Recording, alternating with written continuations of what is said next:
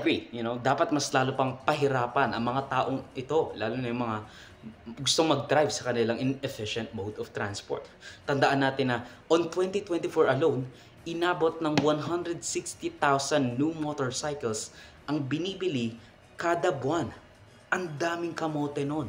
We should make it a harder choice for motorists to bring their own car or motorcycle. Kailangan din nating pagandahin ang public transportation sa ating bansa. Huwag iasa sa mga jeepneys, sa mga cooperatives na mga e-jeepneys. Let's make it so obvious of a choice that, we have to just let them be stuck in traffic or choose a better and more efficient alternative route. Hindi na dadagdagan ng traffic. On the contrary, napilitan lang kayong sumunod sa batas trapiko kung saan nasa-stuck kayo sa traffic. Nararanasan nyo lang yung traffic na dinadagdag nyo noon, pero overall, malamang, bumaba ang time spent on traffic kasi hindi kayo nagwe-weaving. Hindi kayo nagpupunta sa kung saan saang linya just because you can. Meron na kayong sariling motorcycle lane.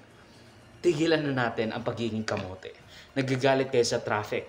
Tapos kapag nagkaroon ng earnest attempt to change how much we spend on traffic, which is one of the longest and most expensive in the whole world, by the way, lalo na noong 2024. Di ba galit kayo sa traffic?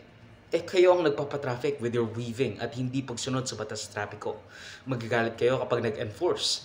Gusto nyo pa tanggalin ang bike lanes dahil wala raw gumagamit. Mga kamoto yung nagsasabing anti po rito dahil puro kasi kayo violation.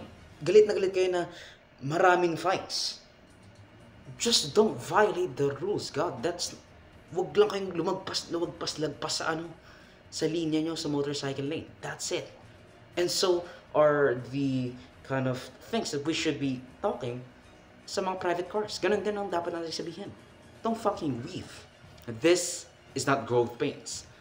That's poor management at balahurang pagbibigay ng lisensya para sa motor at kotse. And yung mga kamote drivers dyan, please. Gusto nyo ng pagbabago? Gusto nyo yung mga nakikita nyo sa ibang bansa? Well, ginagawa sa ating bansa. Ginagawa sa Pilipinas. Pero parang kayo, ayaw nyo lang ituloy pa.